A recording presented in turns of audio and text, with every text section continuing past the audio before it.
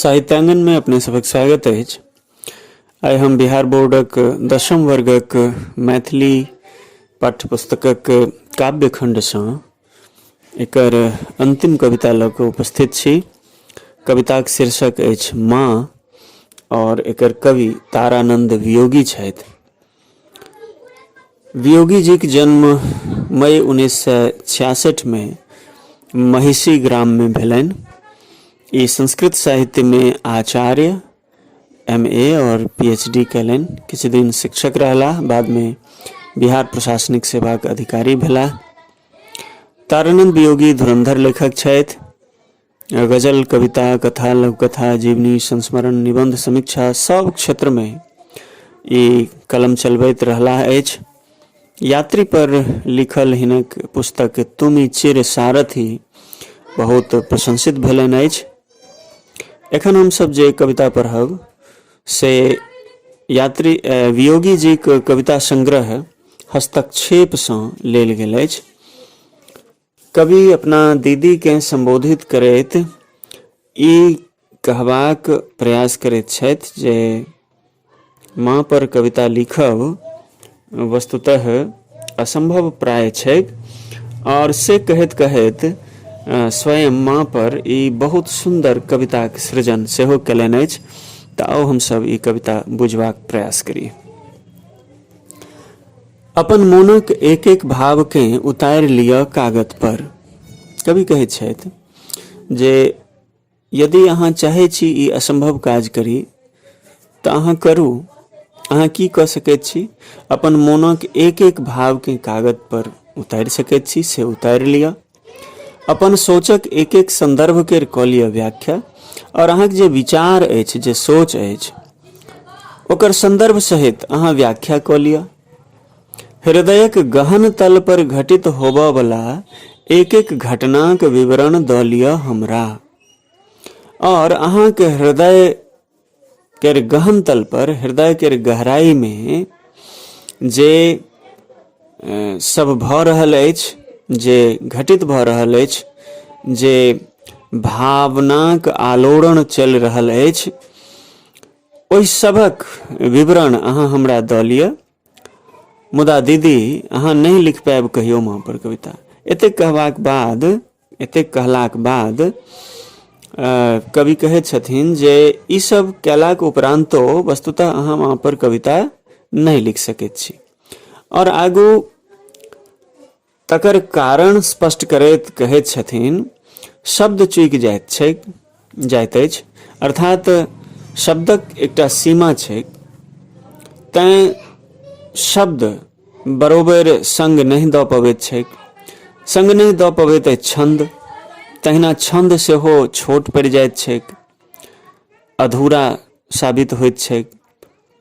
अलंकारक कोनोटा छटा छुबि नहीं पबै छै माँक चरण दीदी। कहै छथिन जे कोनो तरहक अलंकारक प्रयोग करी, मायक चरणक जे महात्म्य छै, जे महत्ता छै, तकरा ओ छुबि नहीं पबैत छै। ओ सब बहुत तुच्छ साबित होइत छै। दीदी ओ वृत्त थिकी माँ जकर प्रदक्षिणा कऽ नहीं पबै छै कोनो तंत्र। कहै छथिन जे कोनो तरहक तंत्र साधना के प्रयोग कयल जाय, मुदा माँ एकटा एहन वृत्त थिके जकर प्रदक्षिणा कोनो तरहक तंत्र सँ नहीं भऽ सकै छै। ओ देवता थिकी माँ जनिकर निर्वचन लेल रचल नहीं गेल कोनो मंत्र। आगू कहै छथिन जे कोनो एहन मंत्र नहीं छै जे वस्तुतः माँ शब्दक पूर्ण अर्थ प्रकट कऽ दैक, ओकर व्याख्या कऽ दैक। अहाँक प्राण थिकी माँ, अहाँक श्वासक सुरभि। और कहै छथिन आगू जे माँ वस्तुतः अहाँक प्राण थिकी, अहाँक सांस में ओ बसल छथि। ओ वस्तुतः अहाँके सांस देने छथि, प्राण देने छथि। तैं अहाँके श्वासक सुरभि, ओ खुशबू असल में सुगंधि थिक, सुगंधि छथि। अहाँक अस्तित्वक गरिमा थिकी माँ, ओ अहाँक अस्तित्वक गरिमा छथि। अहाँक अस्तित्वक जे किछु महत्व अछि, गौरव अछि, ओ हुनके कारणे। तैयार भने कऽ लिअ अहाँ सर्वविध संबंधक पोस्टमार्टम रिपोर्ट। आगू कहै छथिन जे अहाँ सब तरहक संबंधक पोस्टमार्टम रिपोर्ट तैयार कऽ लिअ। से पोस्टमार्टम रिपोर्ट एहि दुआरे जे अहाँक सांस में प्राण में बसै छथि हुनकासँ जे अहाँक अन्यतम संबंध अछि तकर जँ अहाँ कोनो विवरण देब तऽ ओ वस्तुतः पोस्टमार्टम रिपोर्ट हैत। किया तऽ अत्यंत जीवंत जे पूर्ण जीवंत पक्ष छैक तकर कोनो विवरण नहीं भऽ सकैत छैक। तेँ ओ कहै छथिन जे जँ अहाँ विवरणक प्रयासो करब तऽ वस्तुतः ओ पोस्टमार्टम रिपोर्ट जकाँ हैत।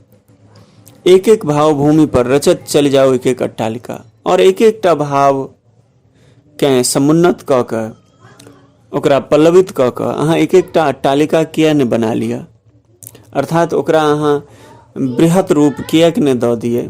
मुदा हमर प्रिय दीदी अहाँ नहीं लिख सकब कहियो माँ पर कविता। अंत में ओ चुनौती कायम रखे छथिन और कहे छथिन जे हे हमर प्रिय दीदी अहाँ माँ पर कविता नहीं लिख पाएब।